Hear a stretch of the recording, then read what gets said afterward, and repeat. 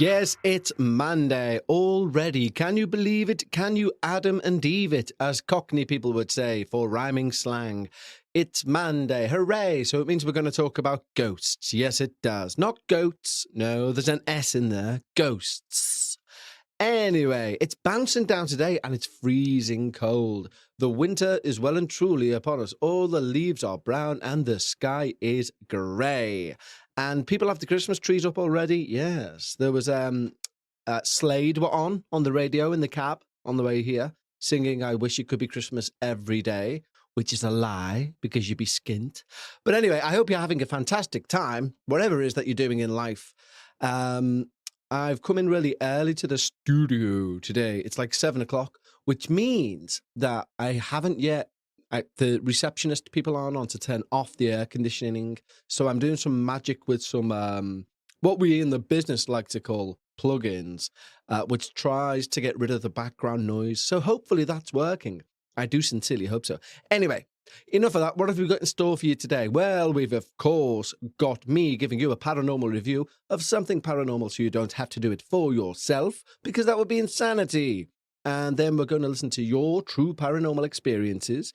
Then we're, of course, going to go and take a visit to Bekah's Reddit Corner and thank the Lord, thank Buddha, thank Allah, thank whoever you praise, because Bekah is back in town. I wish I had the license to play some Thin Lizzy there, but change it to Bekah's back in town as opposed to the boys are back in town. So yeah, that's a bog standard show really, isn't it? You know, all the usual jazz. I'm shaking my hands in jazz hands as I say that. Just for those, I was going to say, who don't have video access. I'm not filming it.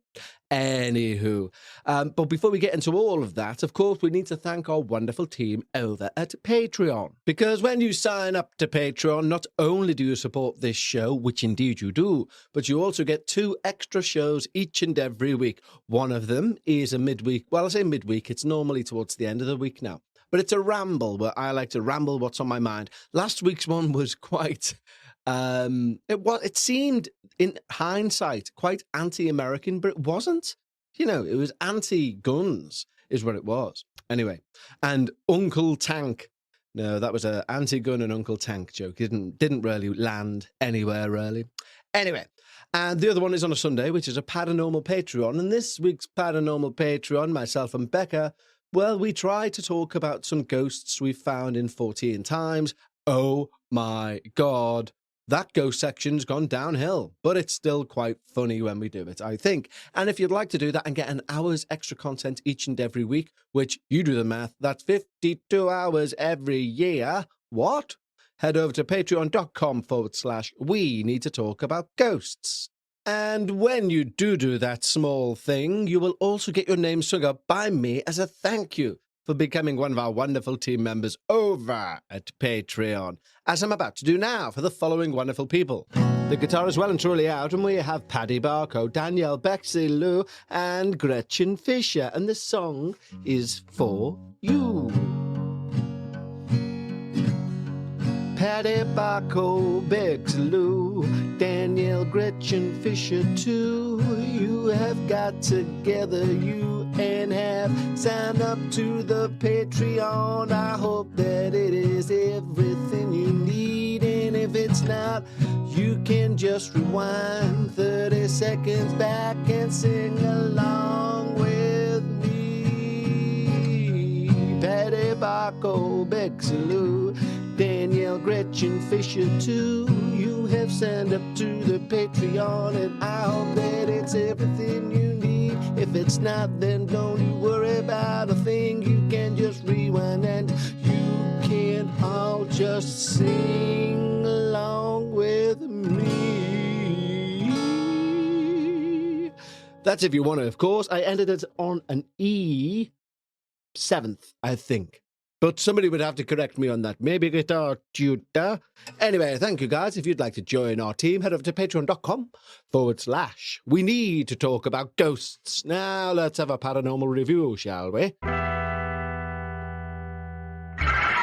Yes, it's time for me to review something paranormal so you don't have to do it for yourself because you're not a Wally. Anyway, today we're going to review a YouTube channel. Yes, we are indeed. Now, you know, if you're a long-time listener of the show, I'm a big fan of things like Nuke's Top 5. Well, this is exceptionally similar to Nuke's Top 5. It's called Fearsome Top 5. Yes. And have they ripped Nuke's off? That's not for me to say, but it's very similar. I will say this. The one thing that it's got all over Nuke's at the moment is that it's regular. Okay, he's putting out, or she's putting out, or they're putting out about what the fucking hell's number's that? About 4 or 5 videos a month. Whereas Nuke's now seems to be kind of not like a hermit, but you know, he's kind of like, hi guys, so please follow the show. And he's literally admitting it. He's like, because you know what I'm like, I might put a video out, I might not, you know, be arsed, sort of thing. Whereas this person seems to be quite prolific. Now, you will have seen a lot of the videos before. Some of them, though, you won't have. And he, unlike others, this guy intersperses with a bit of comedy, or attempted comedy, if you will. You know, you never slag or knock someone trying to be funny. Occasionally, you're like, yeah, that was quite funny. And other times, you're like, that's a bit lame. But that's just me. I can be quite critical of these little things. Anyway, but if you are a fan, like I, of going to a channel and watching it and thinking, that was scary, that wasn't, that wasn't, you know, like repeat ad infinitum, then is that right? Is that the right word? I don't know. Anyway, it means carry on forever, basically. Then head over to YouTube and put in Fearsome Top 5. It's worthwhile watching because, you know, I just like those sorts of short clips where you're like, is it real? Is it not? Caught in a landslide, no escape from reality. One of the videos the other day actually was just a can of Guinness moving, and it was a bit like, yeah, that's not that paranormal, I'll be honest. But then there's some really good ones where you're like, that's fucking terrifying, pardon the French. So, yeah, I love shows like this anyway, so it's always going to get 2 thumbs up from me because they're putting paranormal content out there regularly. And what is hard to put across to people, especially, I've attempted it in the video world, to put out regular video content is a challenge and a half. I mean, you guys obviously know Emma from Real Life Ghost Stories, and she is constantly putting brilliant little TikTok video out. TikTok videos, is it plural? TikToks video? Whatever the plural is, she's put loads of them out. And I do think, how are you doing this? Because when I try, it takes 4 hours to do one. And I think she's got it down to a fine art where she could just be like, I'm just going to the loo. And she'd come back 4 minutes later and she'd have 3 videos done. Not in the loo, but you know what I mean. I'm talking about time scales there. Let's all get that images out of our head. Anyway, the point being, this person behind this channel is clearly doing a top job of staying on top of their workload. And their workload, let's be honest, is putting out free paranormal content for you to consume. So in that whole ethos, it can only be 2 thumbs up. Not necessarily to the sky, because, you know, it's still relatively new to me. Or everything, the sweetest song that I can sing. I don't know why I'm doing this. I don't know why I'm turning everything into a song lyric. I don't know why. It's not like I've got a mad desire to go to karaoke. I mean, I would. It is only 8:05 in the morning, but I would go to karaoke. But my point is, do give it a watch. Go to Fearsome Top 5 on YouTube. Some of them, the thing is as well, they're all at least 20 minutes, mostly half an hour. So if you've got time to kill, go and throw them on. Why not? You might see something that'll scare the living bejesus out of you. And isn't that why we're all here? Well, that's why I'm here. I mean, when I die, God will go, you know, I did, you know, at the back of your brain, I give you the cure for cancer. Why did you spend it watching ghost videos? And I'll be like, well, you also put that in there, Jesus, because you're one and the same. Anyway, before we get into that quagmire, go and watch it. 2 thumbs up to the sky. Well, 2 thumbs up to the horizon at the very least for Fearsome Top 5. Yeah, so now it's time for my favorite time of the week. I know I say that every week, but I mean it, I really do. And it's time for your true paranormal experiences, and we have an anonymous email. Yes, we do. It sounds a bit threatening, that, doesn't it? We have an anonymous email telling us to leave the building in the next 5 minutes or we all die. We don't really. And I shouldn't really joke about that because the MOD are in this building. Anyway, this is from Anonymous. I nearly give the name out then. It says Haunting. That's a good title. It is a ghost show after all. So, this is a story my friend allowed me to send you, and I was there with her, but she doesn't want her or my name revealed, so I want to stay anonymous. Fair enough.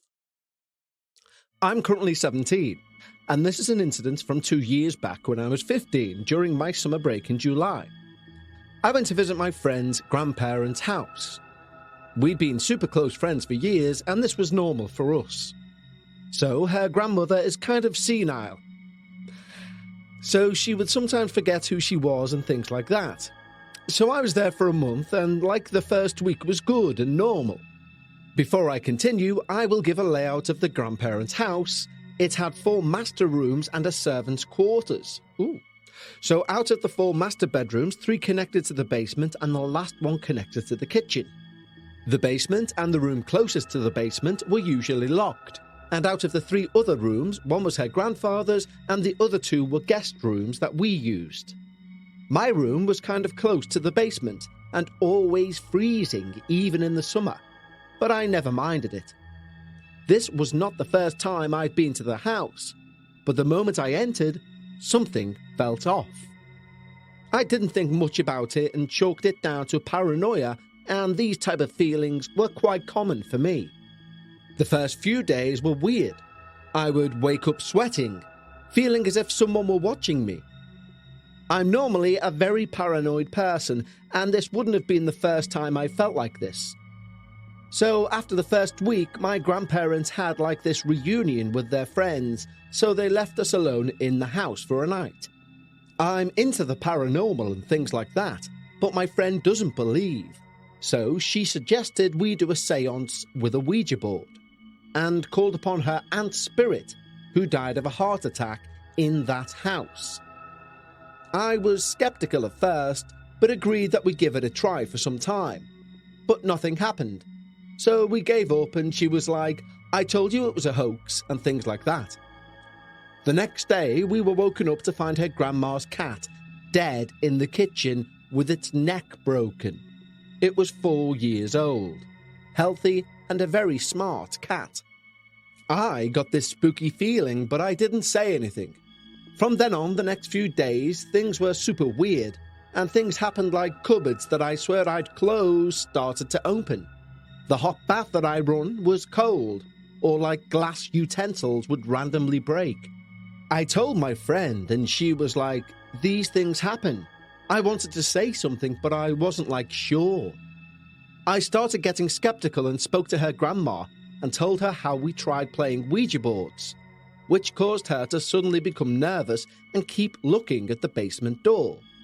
That night, when they went out for dinner, my friend and I said we were sick and we stayed back. So we all knew where the key to the basement was, but we never went into the basement because we never wanted to. That night, I stole the key, and I went into that basement after they left, and I regret it even after 2 years. The basement had animal remains strewn all over it, along with drawing on the wall in something red. The drawings were beautiful in a creepy-like way. The animal remains were bones and guts and whatnot. The creepiest thing there, on the side, was an open urn which was filled with hair and teeth. We were so scared that we ran out of the basement and locked the door, putting the key back in its place. We were shaking, but I don't know what possessed me to go and check her grandma's room, but I almost screamed. There were a lot of what appeared to be spellbooks and symbols drawn in blood. I saw a small notepad like a diary kind of thing, which I took before locking the door again.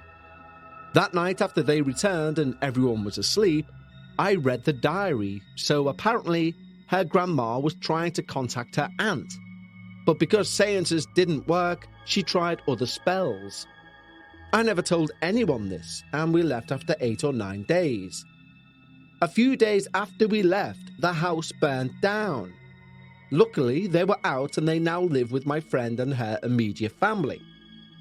There is a new building where her house used to be, and a lot of things have changed, including the area, the layout, etc. But the memories of that place have not changed. To date, I've never actively spoken to her grandma or even met the grandparents again. I was so spooked I didn't even go to her house anymore, and we meet up instead at my house or outside. Once while meeting up, my friend confessed that she'd brought some holy water, which she sprinkled in the room and the basement before packing all the important papers, electronics, jewellery, etc., and leaving the house for good. When I asked why, she said whatever was in the house wasn't happy, she put holy water in there. I don't know, but to date, I never understood why or how the house burnt down. Thanks and regards, Unknown. Wow. Well, there we go, Unknown. Thank you so much for submitting your experience. And I think Kevin deserves a pat on the back because that was wrote and sent in very teenage type language. And I mean that with respect, but there was a lot of likes and stuff like that. You know what I mean? I probably talk like a teenager, you know, I'm down with the kids, skateboards, ghetto blasters, teenage mutant ninja turtles, that sort of thing. But honestly, it's one of those sort of tales, that one, isn't it? You hear it, and as a 44-year-old paranormal person, I'm a bit skeptical, I'll be honest, of reading that story. I'm a bit like, really? But at the same time, there are a little key. There's a certain qualia, meaning I don't have the words to describe. So there's a certain qualia of part of that story, which I think, you know, there's something there. There are kernels, if you will, kernels of seeds or whatever, kernels of corn, which add an air of believability to certain aspects of that tale. So when I say I'm a bit skeptical, I'm by no means saying none of this took place at all. I think you're very easily influenced at that age without trying to sound patronizing at all. But you are, I was, everybody is. It's a fact of life. But there are definitely kernels of truth within that tale, I think. So thank you very much for submitting the experience.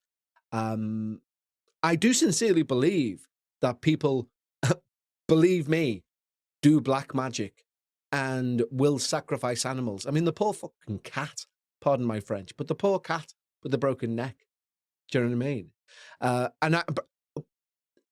I know people do black magic sort of stuff. I know people who do it.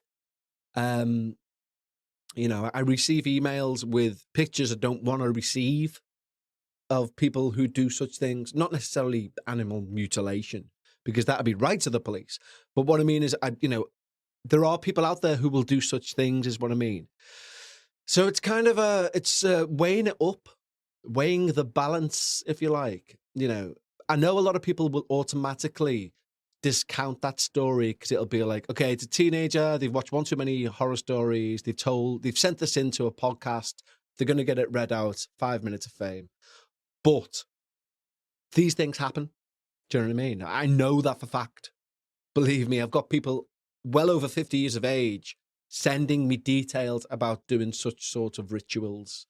And I genuinely do. That's why I'm saying this now. So within what you've sent in, I do believe there are definitely nuggets of truth. And who knows, maybe you're just telling it how you've seen it and how you found it. And I'm not one to doubt that. So either way the cat jumps, sincerely thank you for submitting your experience. So let's move rapidly on. We have a returning visitor to today's show. I think you know her. I think you like her. Some of you do. And well, I hope we all do. Anyway, she's back from her travels, and she's once again allowing us into her dark and dingy, yet beautiful and lovely corner. It is indeed Bekah's Reddit Corner. Ladies and gentlemen, now it is time for Paranormal Reddit Corner with Bekah. Well, hello everybody. It is me, and I am Kevin, and I am about to break into the corner owned by Bekah. Wait there, she's actually here. Hello. Hello. How was Saudi? Yeah, it was good, thank you. Yeah, good. I broke in last week and sat in your corner and told scary stories from Reddit. How dare you? I know. It was good. Yeah, you keep the place nice, don't you? You do? Yeah. You had an emergency landing, didn't you? Yeah, I did, yeah. We had to stop in Munich on the way back because a passenger was sadly very ill. Yeah, hysterically, Bekah in a message she said, put in a message because a passenger is, and then forgot to put ill and just put like an emoji with a slanty smile, which reads, because a passenger is... So Kev thought he was dead. He wasn't dead. He was. So I was like, shit, someone's died on your plane? You were like, no, I meant to put unwell before that face. Poor guy though, like he's just got on a plane to Manchester like I did, thinking he's going to get off at Manchester, and he's ended up in a hospital in Munich. Like, horrendous. Poor fella. Bless him. I can't think of anything worse. I genuinely can't. Anyway, we are here. You've missed your last corner. Yeah, I have. In the meantime, I would actually like to thank someone on the group. Oh yeah. Yeah. On our Facebook group, Celeste. Right, I won't use your full name. I think I might have seen this message and know what you're about to refer to. Yeah, I won't use your full name because it's one thing to put a comment on a social media page. It's another to have your full name and read out. Just in honour of Celeste, I'm just going to do this. Well, you've already been vaping. Go on, carry on. So I would just like to read out what Celeste has said to this group. Kevin, please stop complaining about the cat sounds when we can literally hear every drag you take on your vape, every time you stir your cuppa, etc. Leave the neighbour's cat alone and put the vape down. Round of applause, please, for Celeste. I mean... Preach. Yes. Preach. Hashtag preach. Hashtag preach. I do completely agree. It made me lol. Literally lol out loud. Honestly. I thought that's fair enough. I mean, leave the neighbour's cat alone is obviously some, an ethos I can always get behind.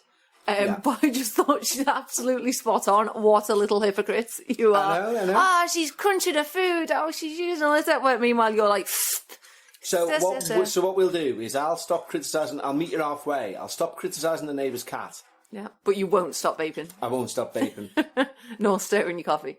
Your constant supply of coffee. I mean, it is coincidental that she is now using a little. I'm just saying... Just putting that... Yeah, and... But as you said, at the same time, you're stirring your coffee with your vape in your hand. Yeah. So it doesn't really matter that she's using Alice's, does it?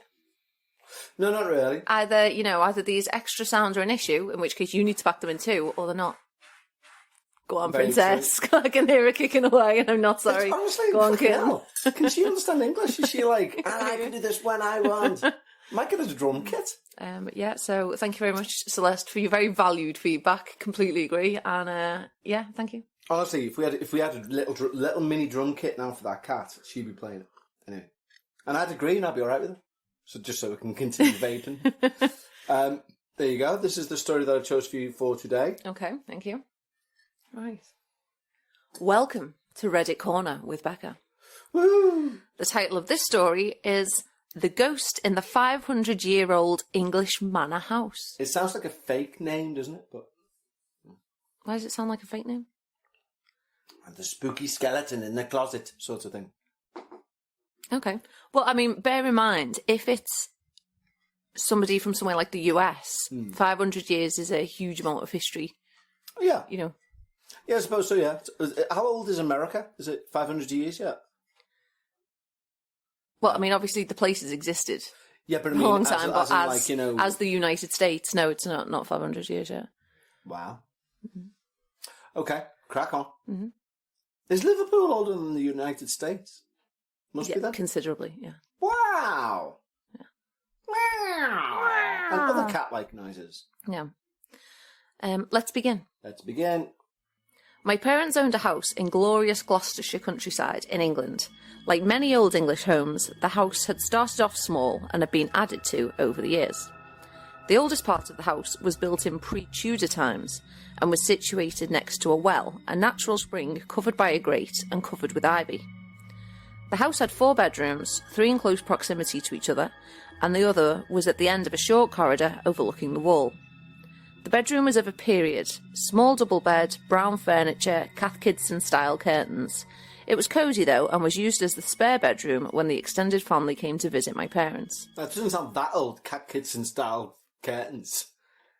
Do you know what Cath Kidston is? Yeah, isn't she like a modern designer? Yeah, but when I say do you know what it is, I feel like with that answer, it's a no. Because it's kind of like, very floral, like lots of little tiny flowers, patterns. S. No, it's not. No, it's not what it's. She's saying Cath Kidston style curtains. So if you think of the Cath Kidston style, right? I don't. To be honest, I'll be honest. I don't know what Cath Kidston is. Yeah. Okay. Yeah. So I'm picturing a little anime cat. Like very floral, very like old. It's kind of based on like right. So it's not to do with anime. What? No. Right. Okay. Where did that come from? I picture like like a little Oriental cat that you see cartoons of, like Pikachu. Like Hello Kitty. Like Hello Kitty. No. Yes, I thought Cath Kidston was like the UK version of Hello Kitty. Okay, so that's not the case. Right. Okay. Old style curtains. Okay. Okay. I must have been in my late 20s and was staying with my parents for a weekend. My own childhood bedroom had long been turned into an ensuite bathroom / dressing room for my mother, and so I was staying in the spare room.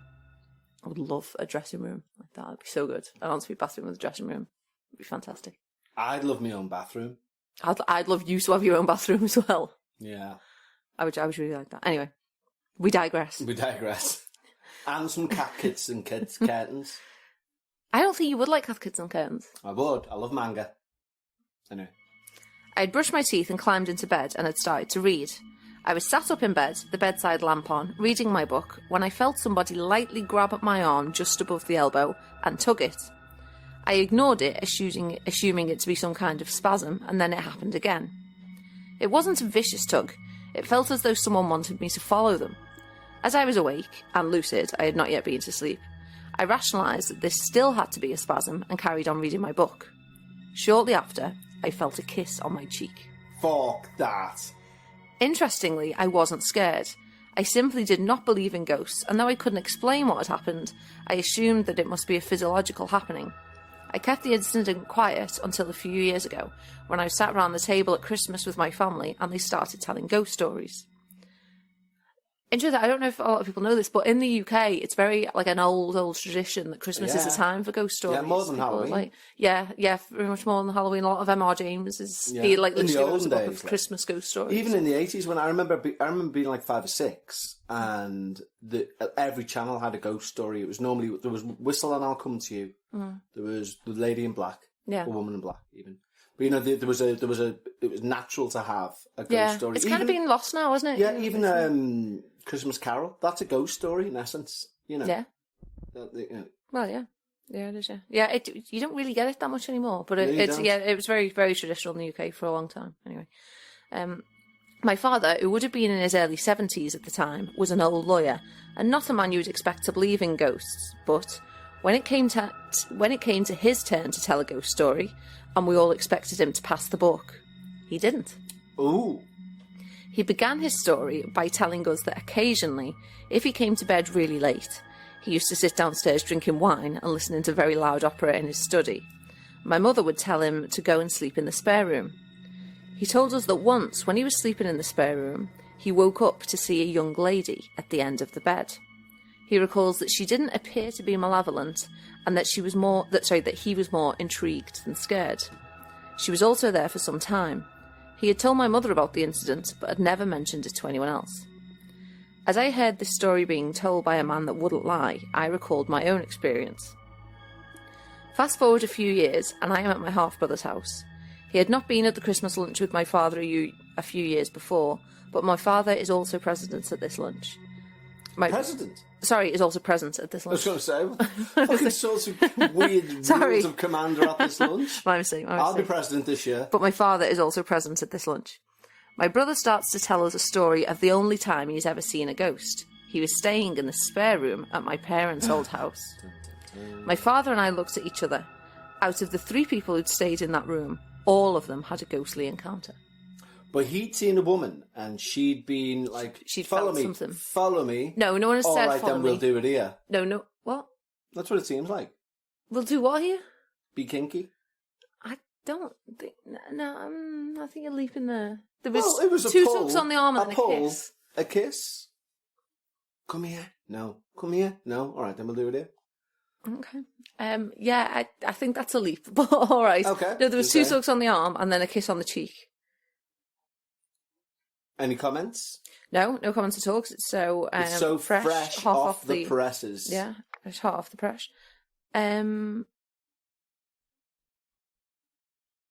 Yeah, interesting. There's no kind of description. When I was reading that, what I thought was funny is that when he says the dad, when he told us that once he was sleeping in the spare room, he woke up to see a young lady at the end of the bed. Yeah. I really feel like you need clarity there that it was a ghost. Yeah, I know. No. Yeah, he told his wife as well. She's like, I've just seen a young lady living in a taxi. I seen her too. Oh, so spooky, spooky. You got lipstick on your collar. Oh, it's hot. Oh, gross lipstick. Let's put it in the wash, quick. I know. Quick, get that opera turned up. Yeah. I'm just going to wash these sheets immediately. I'm so scared. Drown out the ghostly noises. Yeah. Well, I'm sure he wasn't having an affair because, I wonder where this person lives now, just because of the title of it, The Ghosts in the 500-Year-Old English Manor House. Implies the rights of the country. Yeah, I feel like if you lived in England, you wouldn't specify that. But maybe they're doing it because, obviously, Reddit has international following, so maybe they're just being very considerate. Yeah, a manor house, too. Yeah. In the glorious Gloucestershire countryside. Do you reckon they wrote that, or they got the butler to write it? Probably they wrote it themselves. Please dictate, butler. I want you to go to r/ghosts and write the following. My father was playing president for dinner that year. It was his turn. Do you remember when I believed for years that you told me a story that your family had a Christmas hat, and you got so upset once that that you wasn't allowed to wear the hat, you hyperventilated and had to be rushed to hospital. Okay, no, right. One, I didn't tell you this. What's happened is you've amalgamated a couple of different Christmas stories from my house and put them into... This Rush to Hospital's a new edition, I have to say as well. Okay. You've never mentioned this before either. So there were a couple... You're both really, boring stories. But, so one year, basically, I got so excited for Christmas, I made myself ill and had to go and lie down, right? That's what... That's on its one own, story. independently, that's the end of it, right? The other is that in primary school, once there was, a Christmas... hat parade where everyone would make a hat. Right. And my dad at the time worked in a... Is he not your dad now? At the time worked... No, she doesn't okay. work there now, you turnip. At the time worked in a high street store. Yeah. A store. And the window designers, who did the Christmas decoration things, very kindly offered to make my hat for me. So I was about 5 or 6. Right.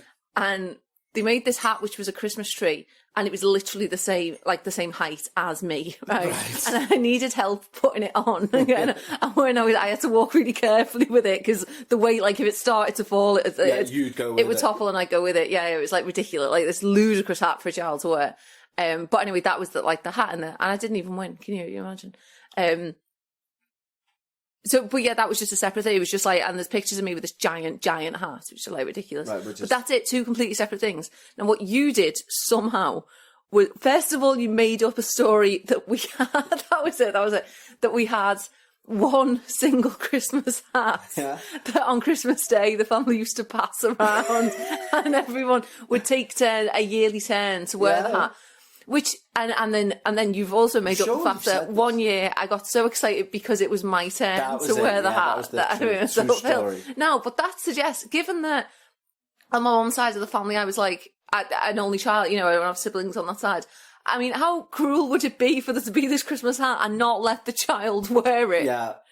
That suggests there's a couple of years where I've looked longingly at the hat. No one's let me wear it, and then finally it's got to my year, and I've just gone to pot with the pressure and the excitement over it. So none of it. And I like the way you've now added on a hat to be rushed to hospital. I don't know where that came from. I don't know where that came completely made it. Yeah. So there wasn't a family Christmas hat. There was just one hat one time for a school thing.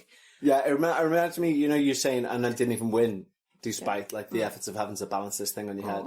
It reminds me of there was a book. We had to come dressed as a book character at school in primary school, and I came as the Green Beret, which took very little effort. I needed a green beret, and I put mud on my face, and he had like I don't know, like a toy gun or something.